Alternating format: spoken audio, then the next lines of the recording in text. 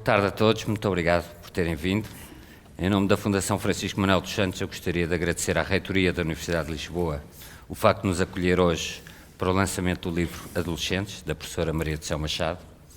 Já agradeci várias vezes à autora a honra que nos deu, mas quero fazê-lo agora, novamente, publicamente. Quero agradecer também aos apresentadores do livro, o professor Gonçalo Cordeiro Ferreira e João Miguel Tavares. O meu amigo João Miguel esteve já presente em várias iniciativas da Fundação, eu creio que a última das quais foi a apresentação do livro Crianças em Portugal, portanto é o nosso especialista para apresentações infanto-juvenis e adolescentes. Por fim, mas não por último, eu gostaria, e fui mandatado pelo fundador Alexandre Soares dos Santos, de agradecer muito calorosamente a presença do nosso curador, professor João Lobo Antunes, um curador da Fundação, mas acima de tudo um grande amigo, uma das personalidades que Portugal mais admira. É com uma alegria adolescente que saúdo a sua presença. Muito obrigado. Passava a palavra ao professor Gonçalo Cordeiro Ferreira para uma apresentação. Muito obrigado. Isto fala mesmo, fala.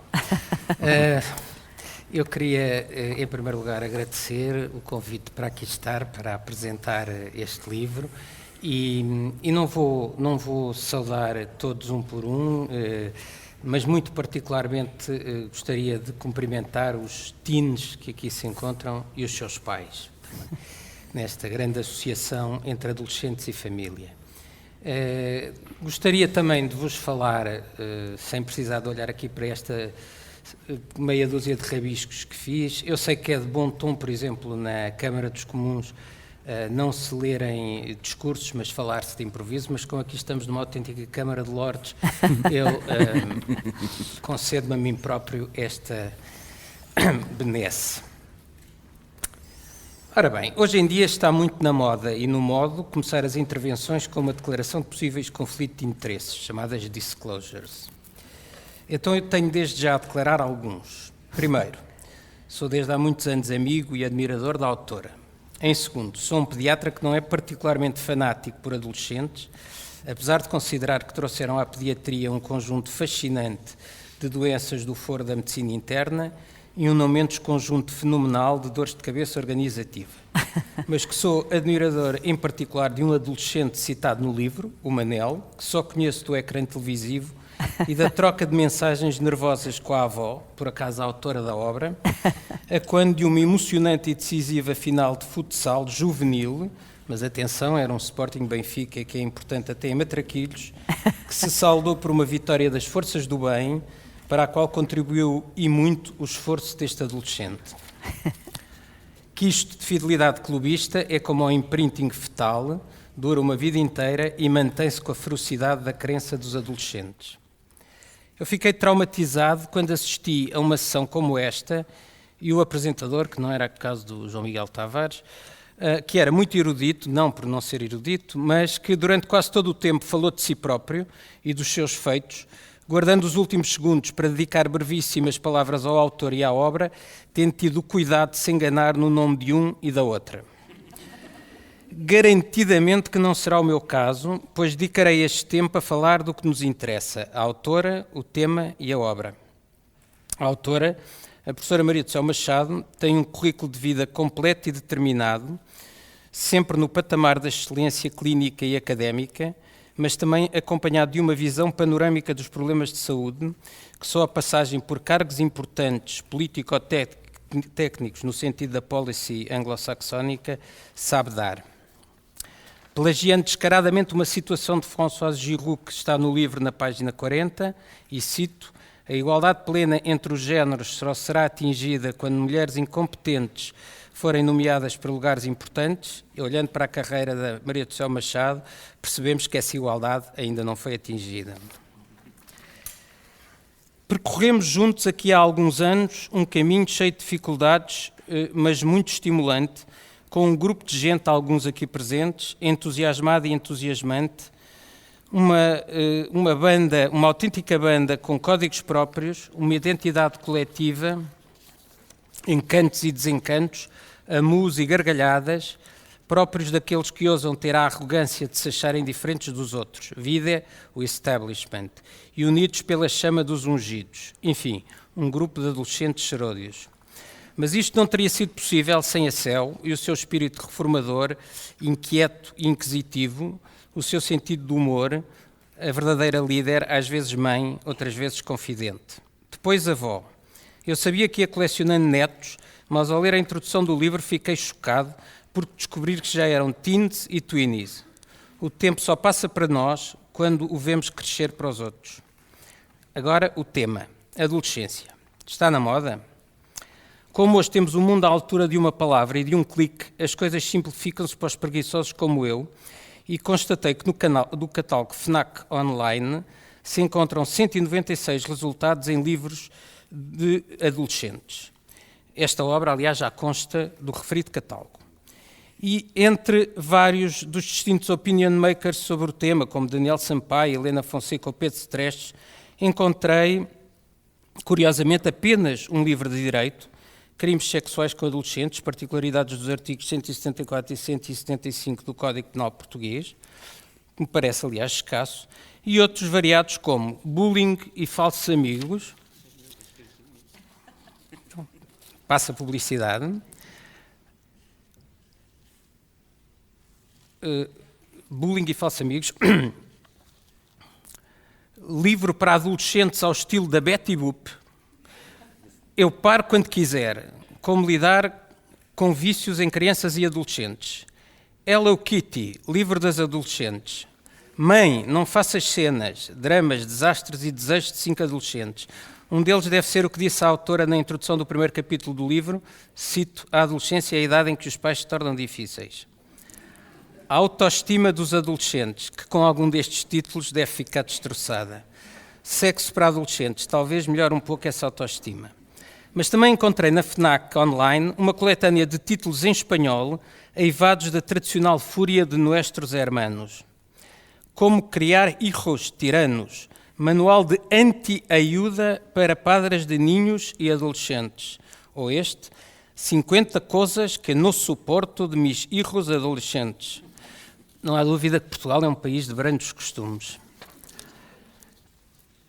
Está, pois, definitivamente na moda a adolescência ou o que fazer com ela. Mas será necessário mais um título? Não conhecendo todos os 195 restantes, apesar de ter sentido tentado a encomendar a Betty Boop e a Hello Kitty, mas tendo lido o Adolescentes, da Maria do Céu Machado, tenho a dizer que sim. É dos livros que apetece dizer, primeiro entranha-se e depois continua a entranhar-se. Lê-se bem, em contínuo ou aos solavancos. Apoiado na experiência da autora, da qual queria destacar o modelo interessantíssimo, o conceito interessantíssimo do Conselho de Jovens no seu departamento de pediatria do Hospital de Santa Maria, e também da sua experiência na clínica privada, e em bibliografia rigorosa, e não se tendo ao facilitismo, explica conceitos por vezes complexos, a maturação do sistema nervoso central, a maturação hormonal, de forma a serem entendidos por leigos. Tem humor e histórias engraçadas, sempre com uma tela de fundo de um subtil enviesamento pelo género feminino, com algumas ferroadas ao masculino. É a altura de beber água. Os masculinos secam-se.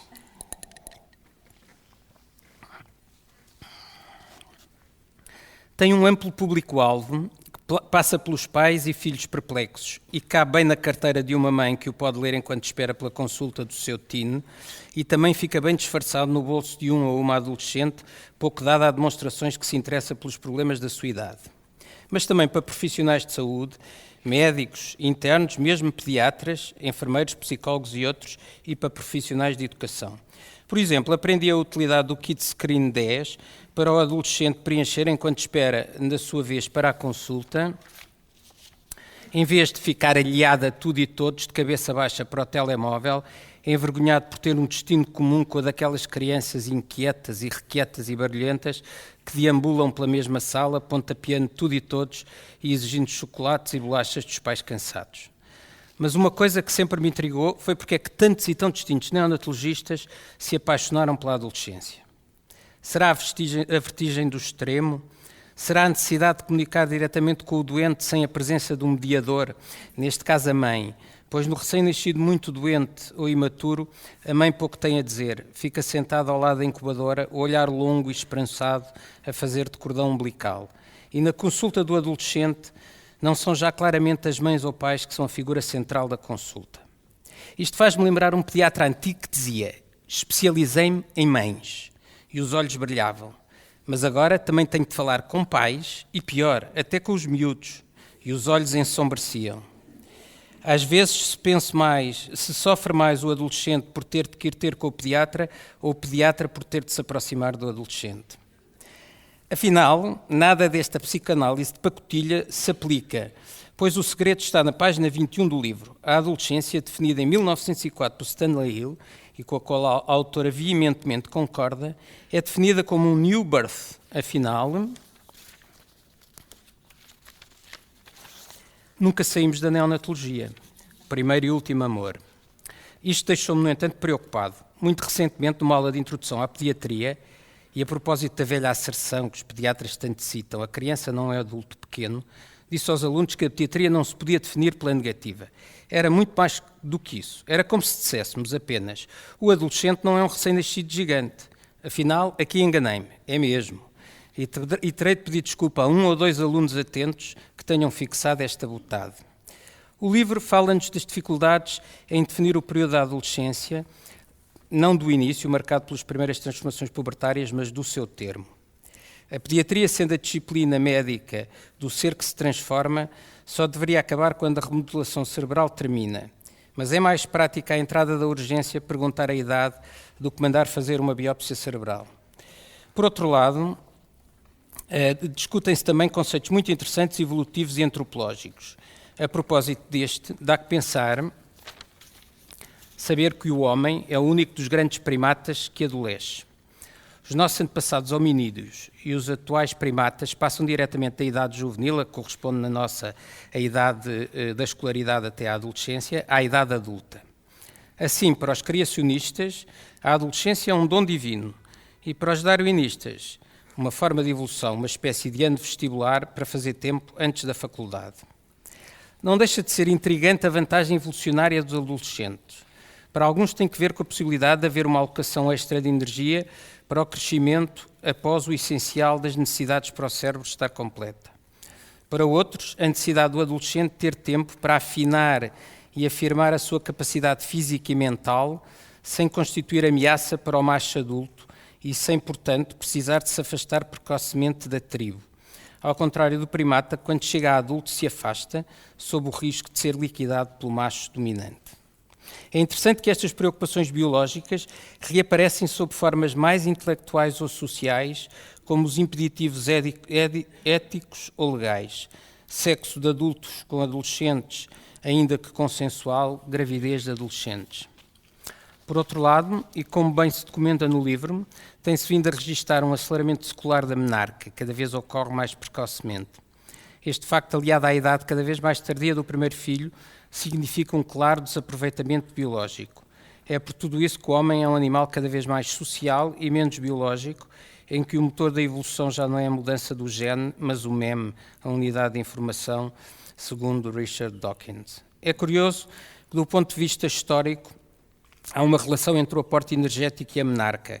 Quando as condições são más e a mortalidade infantil grande, a menarca atrasa-se como para dar aos futuros bebés mais chances de sobrevivência. Há também aspectos epigenéticos precoces ou disrupções ambientais, como a associação de restrição de crescimento intrauterino e a adrenarca mais precoce, ou bebés que vieram de países mais pobres e crescendo em locais com melhor nível nutricional têm a menarca mais cedo que os do próprio país. Mas socialmente a adolescência prolonga-se e a dependência dos jovens em relação aos pais aumenta no tempo. Esta mudança do paradigma, que leva a um distanciamento entre a maturação biológica e social, ocorre tendo como pano de fundo estruturas educativas ainda assentes noutros tempos, século XIX, século XX, e que aumenta a desadequação e o desconforto de pais, professores e jovens. Há no livro, como nos bons livros, momentos que nos fazem parar para refletir. E cito: quando o adolescente percebe o seu corpo diferente, quando por isso não tira os seus olhos do espelho. Faz-nos pensar que talvez a infância seja a Alice do outro lado do espelho e a adolescência Alice deste lado do espelho. Há uma série de dados fornecidos muito interessantes, nomeadamente relativos à obesidade, com a atividade física muito reduzida nos jovens do nosso país, mas porque haveriam de ser diferentes dos seus pais, quando Portugal tem um índice de atividade física global dos mais baixos da Europa. E as práticas alimentares de que se vão degradando à medida que os jovens se autonomizam, como o esquecimento do pequeno almoço e a rapidez com que comem. O fast feeding, de que se fala pouco e que é tão mau como o fast food. Há outros factos muito interessantes, como a página 96, e a propósito da educação sexual, que em algumas escolas é dita também dos afetos, fiquei a saber, e ficamos a saber também que os alunos do terceiro ciclo de artes estão excluídos deste conteúdo. Terá o legislador pensado que esses alunos são todos uns boémios sem emenda ou não terão direito de aprender os afetos para melhor expressarem essa angústia na criação da sua obra? O livro é de um otimismo realista, como na página 30, quando conclui um capítulo dizendo que a adolescência é uma fase riquíssima da vida, podendo ser um suplício para os próprios e principalmente para os pais, é uma dádiva maravilhosa da natureza. Lembrei-me logo do filme de Francis Ford Coppola, Peggy Sue Got Married, em que a heroína regressa com um espírito de adulto para retomar o seu lugar de adolescente. A adolescência é maravilhosa, vista com a lente do adulto. E para o próprio. A autora diz também que deixou em cada um de nós um sentimento ambíguo de plena felicidade e inexplicável solidão. E vem-me à memória uma das sessões clínicas mais tristes do meu departamento, quando foi apresentado pela equipa fixa da urgência uma casuística sobre intoxicações voluntárias.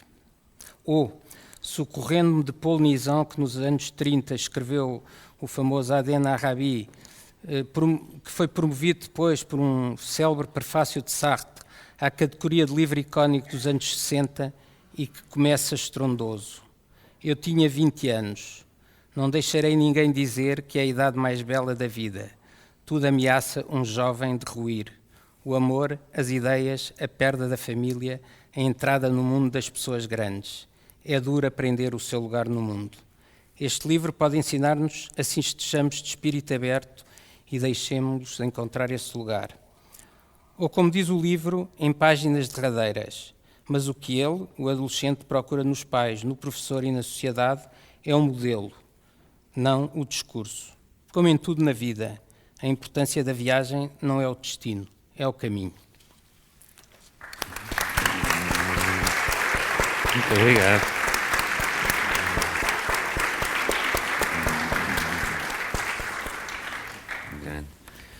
Miguel. Muito boa tarde.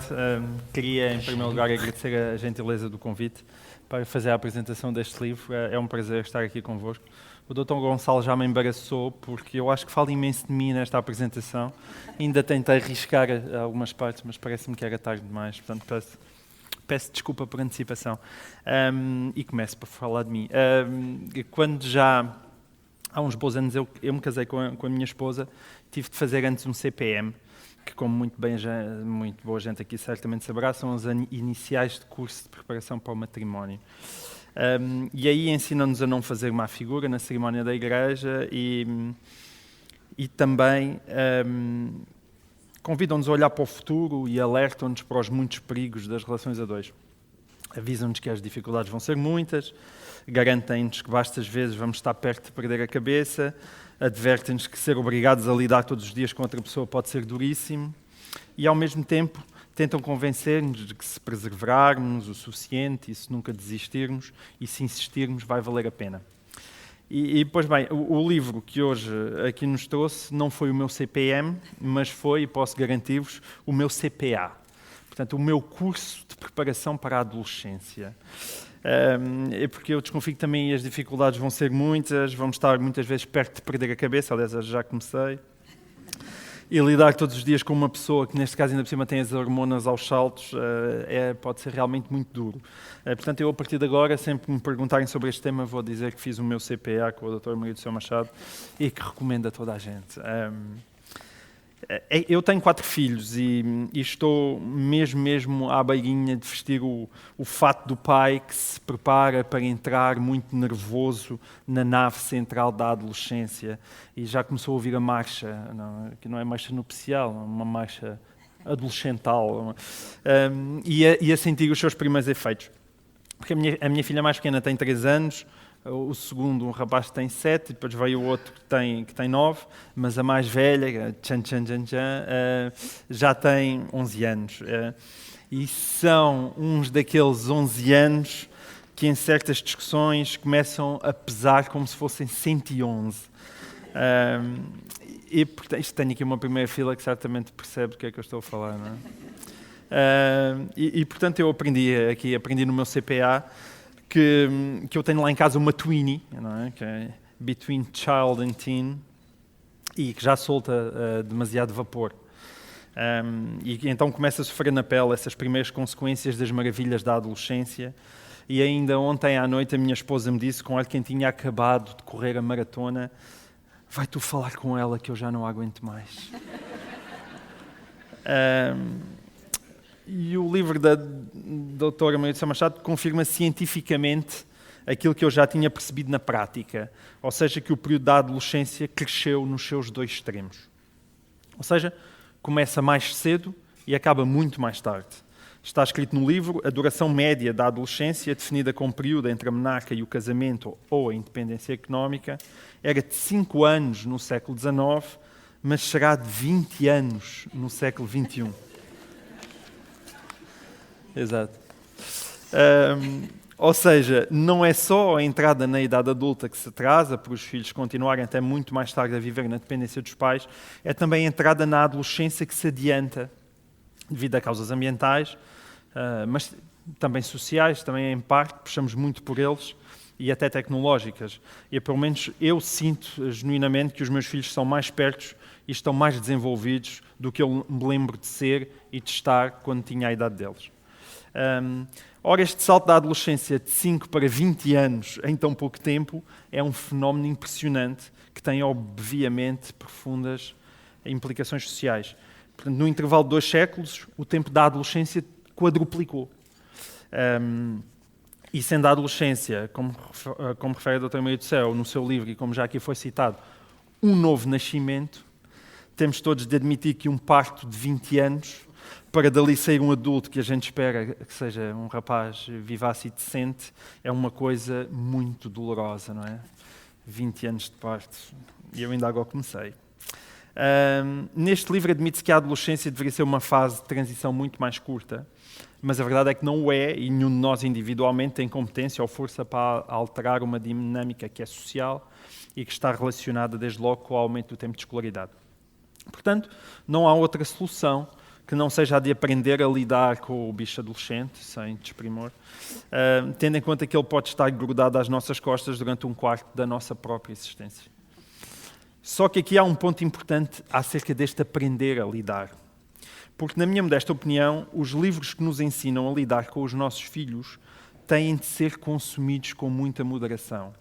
Eu sou um frequentador de livrarias, mas que orgulho muito de manter uma prudentíssima distância das estantes de puericultura e de saúde infantil.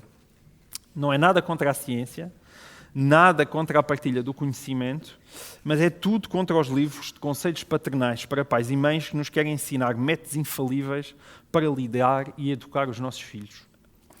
A razão dessa minha reserva é muito simples. Eu conheço à minha volta demasiados pais angustiadíssimos por não conseguirem erguer-se ao nível da fasquia colocada por tão exigente literatura, achando que ficam invariavelmente aquém dos pais do Ruca e da sua paciência de monges budistas.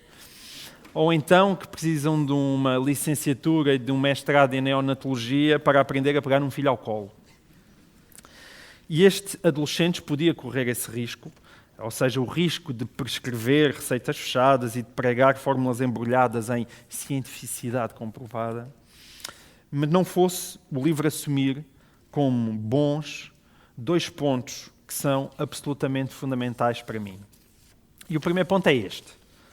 Os pais devem fugir dos estereótipos de ser pai. Como se só houvesse um bom tipo de pai, que é aquele que faz as coisas assim, assim, assim e nunca assado. Eu não acredito que haja uma fórmula única para atingir a boa paternidade, com percentagens definidas até à centésima de atenção, de afeto, de autoridade, de autonomia, de colinho, de reforço positivo e sei lá que mais, juntamente com um calendário fechado de tempo de trabalho versus tempo de família. Não acredito que haja essa fórmula única e a doutora Maria do Céu deixa muito claro no seu livro que também não.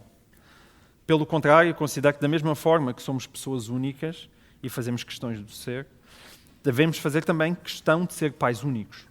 Da mesma forma que ensinamos os nossos filhos a não ir atrás do rebanho dos seus amigos, devemos nós próprios não ir atrás do rebanho dos pais. Pessoas únicas, adolescentes únicos e pais únicos. E o segundo ponto é este. Os pais devem agir com naturalidade e não ser demasiado cerebrais e demasiado lidos na educação. Nas cavernas não havia livros do Dr. Spock nem os tijolos do Sr. Brazelton. E, no entanto, chegámos até aqui. Isso não significa, mais uma vez, ignorar a ciência nem desvalorizar o seu papel. Por favor, não entendam mesmo as minhas palavras assim, que eu, apesar de tudo, não sou assim tão tonto. Significa apenas não desnaturalizar o ato de ser pai ou de ser mãe, como se eu precisasse primeiro de ler um capítulo de comunicação interpessoal só para poder comunicar com a minha twinning. E dito isto, é verdade que a adolescência nos coloca desafios acrescidos que tornam um livro como este informado, que é um livro informado sem ser prescritivo e aconselhador sem ser paternalista, que eu acho que isso faz toda a diferença, tornam este livro absolutamente precioso. A gramática com que até à adolescência nos relacionamos com os nossos filhos deixa subitamente funcionar. E eu já comecei a, de facto, mesmo sentir isso na pele. E a reconfiguração do nosso próprio papel enquanto pais não é nada fácil. É todo um novo acordo ortográfico que temos de assimilar, ainda por cima cheio de consoantes mudas, porque os filhos raramente falam na dose certa. Ou falam de mais ou falam de menos. E se os nossos filhos começam a mudar na sua relação connosco, nós temos, obviamente, de começar a mudar na nossa relação com eles. E essa nova dança é dada a extraordinárias pisadelas e aparatosas quedas de ambos os lados, mesmo que nos esforcemos para ser o tal pai afetuoso com a autoridade que a doutora Maria do Céu considera ideal. E eu também já agora. Portanto, como se já não bastassem as borbulhas, os amigos duvidosos e a necessidade de se afastarem de nós, sempre em conflito e com aquela insuportável insolência. E isto tudo, claro, para se afirmarem como seres individuais, mas como se já não bastasse isso, a relação com os nossos adolescentes é hoje em dia uma espécie de ménage à trois, porque entre nós e eles há agora sempre um telemóvel, um computador, um tablet, que torna tudo muito mais complicado. E este impacto das novas tecnologias nos processos de socialização, que também é abordado neste livro, e nas relações interpessoais, é espantosa. E, em boa medida, eu suponho que também ainda esteja por estudar, porque é relativamente recente. Mas mesmo para pais já semi-digitais, como é o meu caso, é de facto uma coisa que ganha, por vezes, dimensões assustadoras e com a qual nós temos dificuldades em lidar. Esta dependência do mundo digital, que o livro chega a classificar como cocaína eletrónica, é uma belíssima expressão que eu não conhecia. Esta cocaína eletrónica é um desafio acrescido numa aventura que só por si já não é nada fácil de gerir. É como naqueles filmes de terror em que o mal da fita, parecendo morto, afinal ressuscita uma e outra vez para nosso completo desespero. Mas aquilo, depois deste quadro assustador, aquilo que adolescentes acaba por nos ensinar de mais fundamental é isto: não vale a pena desesperar. E nos dias em que o desespero se aproximar, eu aconselho sobretudo a leitura do 6º capítulo, intitulado O Adolescente, os Pais e os Amigos conseguem sobreviver em conjunto? E felizmente a resposta é sim, não é? Conseguem.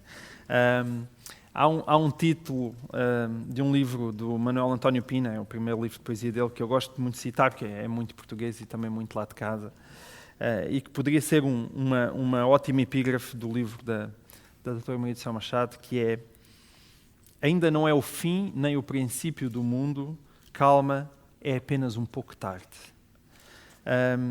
E aquilo que de mais precioso este livro tem para nos oferecer, eu acho que é essa calma. É uma calma fundamental, uma espécie de ombro amigo em papel e em formato de bolso. E com esta mensagem a piscar em luzes neon, que é: educar na adolescência é respeitar, confiar e acreditar no adolescente. Esta é uma daquelas frases que também dá para colar na porta do frigorífico, para a recordarmos diariamente, até porque tendemos a esquecê-la com facilidade. É claro que isto é mais fácil de dizer ou de escrever do que de fazer, mas essa também eu acho que é a utilidade de adolescentes. É um daqueles livros para ter na banquinha de cabeceira, com uma bomba de asma, que é para consumir rapidamente quando nos começa a faltar o ar. Eu já usei nos últimos dias, como contei, e recomendo vivamente. E recomendo não mais uma vez porque tenha aquelas extraordinárias soluções para a nossa vida e para a vida dos nossos adolescentes, mas simplesmente porque nos diz: calma, são fases, faz parte do processo de crescimento, tu também já foste assim. Ainda não é o fim nem o princípio do mundo, calma, é apenas a adolescência. Muito obrigado.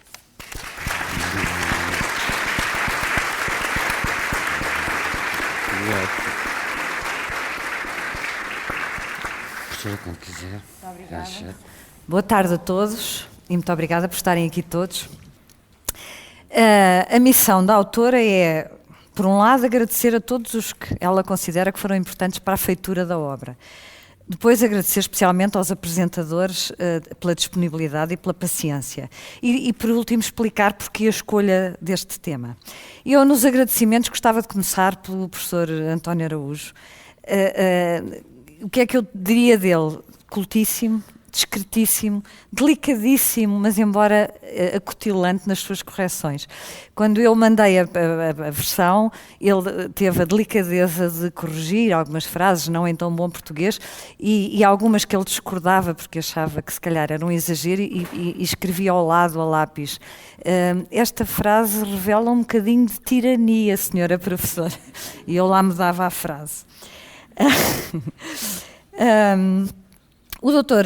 António Araújo é administrador executivo da Fundação Francisco Manuel dos Santos e eu gostava de chamar a atenção para esta coleção. São livros pequenos, de fácil leitura, sobre temas de educação, saúde, política, economia, que estão disponíveis num espaço perto de nós, porque quando nós vamos às compras, os livros lá estão, de autores consagrados, não estou a falar de mim, estou a falar dos outros, a preços compatíveis com a crise. E faz-me lembrar Jorge Steiner no seu livro, Uma Ideia da Europa, chamava o continente europeu, dizia que é um continente de dimensão humana, porque se pode atravessar a pé. Eu apetecia-me chamar estes livros, esta coleção, uma coleção de dimensão humana, porque nós conseguimos ter conhecimento, ler e ter conhecimento, aprender e apreender sobre vários temas, sem a preocupação de uma leitura mais aprofundada para a qual não teríamos tempo. E queria já agora agradecer a todos os que na Fundação, enfim, a Isabel Vasconcelos, a Susana Norton, o Richard Froese, a Teresa Mourão Ferreira, entre muitos outros que facilitaram este dia e esta publicação. Os apresentadores. O Gonçalo é pediatra, é diretor do Serviço de Pediatria do Hospital Dona Estefânia. O que, enfim, eu escolher um pediatra do Hospital Dona Estefânia para este comentário encheu de ciúmes a alguns dos meus colaboradores.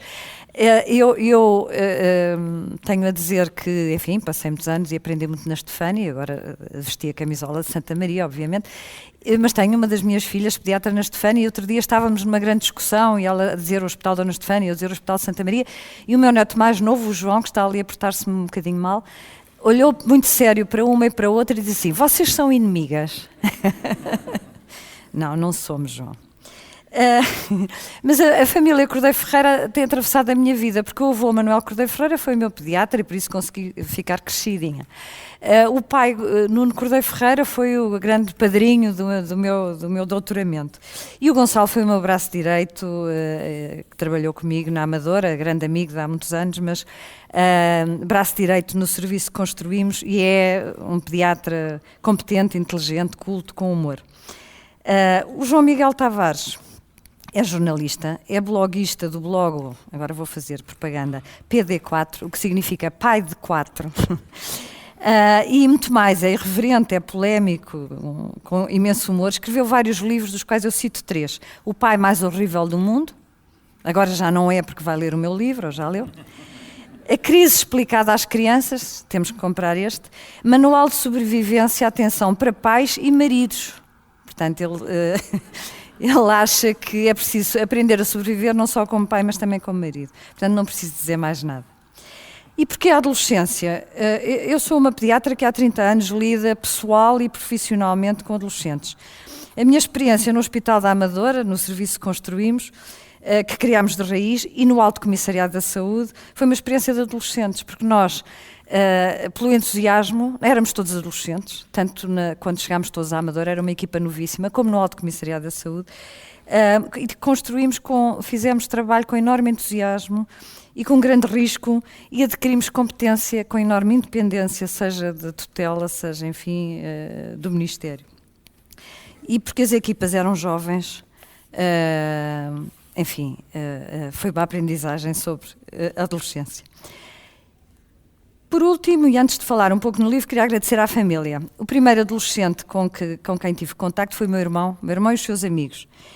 E lembro-me de ter tido um choque, pois apesar da diferença de idades não ser assim tão grande, parecia haver já uma geração entre nós. Outro choque foi com o filho dele, o meu sobrinho e afilhado Francisco, porque ele, há 15 anos, nessa altura ele tinha 15, agora tem 30, pediu-me no Natal um jogo eletrónico, e eu, inocente, na altura ainda não estávamos com aquela preocupação da vigilância sobre os jogos eletrónicos, comprei-lhe o jogo e depois, quando cheguei no dia de Natal, ele pôs o jogo, começou a jogar e disse: "Ó tia, quero ver o jogo." E o jogo consistia em atropelar pessoas, o ecrã ficava cheio de sangue, e cada pessoa que se atropelava e que se conseguia matar, ganhava-se pontos e tinha-se um carro mais potente que dava para matar mais pessoas. E quando eu estava completamente em choque, ele explicou-me que se fosse a grávida que ele atropelasse, ele ganhava 2 vezes os pontos. E, portanto, ele andava no jogo à procura de grávidas para atropelar as grávidas. E eu fiquei chocadíssima, acho que ainda nem recuperei. Aliás, ele é um jovem jurista que trabalha agora no Banco de Investimento no Luxemburgo e esteve há uns dias na nossa casa e eu contei-lhe isto e a história está no livro e ele já não se lembrava, mas depois lembrou-se das adolescentes atropeladas, das grávidas atropeladas. As minhas fantásticas 2 filhas não me deram grandes sobressaltos, então já me esqueci, ainda bem. E agora os meus netos adolescentes, aqui estão o Diogo, a Teresa, estou a dizer por ordem, o Vasco, o Manel e a Clara. E depois os 2 não adolescentes, Carme e João, vocês ainda não são adolescentes. Mas vai passar num instante, qualquer dia já são. Ajudaram-me a escrever sobre eles. Porque com toda a minha sabedoria, que eu acho que tenho, tantas vezes fico a pensar se tive a atitude ou a reação mais correta. Apesar de eles serem todos tão amigos da avó, a avó das panquecas, como eles me chamam, porque eu faço muitas panquecas, já sinto que por vezes desconfia que eu possa ser uma traidora e vá contar aos pais algumas coisas que não são assim tão perfeitas. É claro que tenho que agradecer aos adolescentes, todos os que eu tenho seguido desde o nascimento, e que alguns já me levaram os filhos, e que tantos estão aqui na sala com os seus pais, e que tem sido sempre um ensinamento, todos eles me têm ensinado e com todos tenho aprendido. E claro que tenho que agradecer ao adolescente que foi para mim o mais difícil de educar. E penso que sabem a quem me estou a referir, ao professor João Lobo Antunes, claro. E o livro? 85% dos nossos adolescentes são normais. E o que eu quero significar é que não vale a pena, para lidar com eles, tratá-los como espécies raras, pois nós é que temos que os perceber. O que já foi aqui referido largamente, disse-me um adolescente que a adolescência é a fase em que os pais se tornam difíceis. Eu acrescento, é a fase em que todos os adultos se tornam difíceis. Este livro é um livro de bom senso. de bom senso, porque o bom senso é a única estratégia, para mim, de lidar com a adolescência. Descartes dizia que cada um de nós acha que tem senso suficiente para si próprio e que isso nem sempre é real, ou quase nunca é real. Para conviver com um adolescente é necessário ainda muito mais senso do que nós temos que ter no dia a dia. O adolescente pode ser teimoso, irrefletido e inconsciente. Pode ter emoções exageradas e reações súbitas e dramáticas. São sempre dramáticos, não são? Mas o que ele procura nos pais, e o Gonçalo também já citou isso do meu livro, e nos professores e na sociedade, é o modelo e não o discurso. E nós estamos numa sociedade muito mais de discurso do que de modelos. Essa é a nossa responsabilidade. Os adolescentes serão o adulto que viram em nós. E por isso agradeço a todos. Muito obrigada.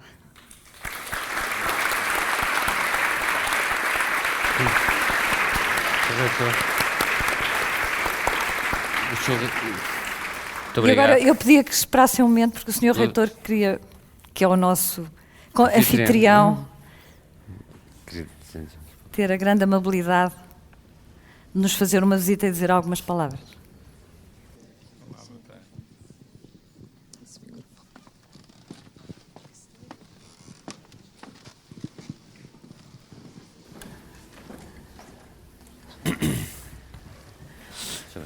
Como estás? Muito obrigada. Olá, boa tarde. Olá, como está? Parece que disseram que eu queria dizer umas palavras. Eu sou sempre o último a saber estas coisas. Eu queria cá vir e não queria acabar a sessão sem vir felicitar a professora Maricel Machado, manifestar, ela sabe quanto a estimo e quanto estimo o trabalho que ela faz. E, portanto, era simplesmente essa a intenção. Está bem, Maricel? Muito obrigada. Muito obrigado a todos por terem cá estado. Obrigado.